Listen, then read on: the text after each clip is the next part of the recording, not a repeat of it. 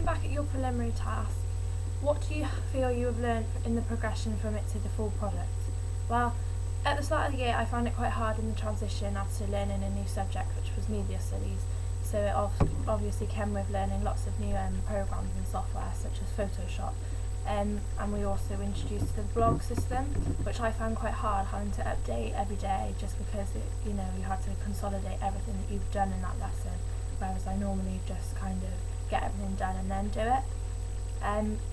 As you can see by looking at my first school magazine to then looking at my music magazine, I've learned how to use it quite a lot more than the school one. As you can see that the skills used are quite basic, and there's not a lot of layers and text on the school ones, whereas on the music ones I've learned to use different effects on the writing and on the pictures and stuff like that.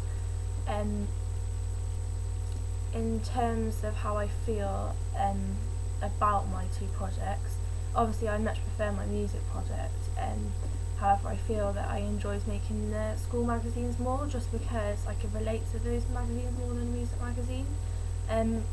However, I found that there was a lot more existing projects on the music front, so it was obviously easier to help gain ideas as to what to do for my own magazine.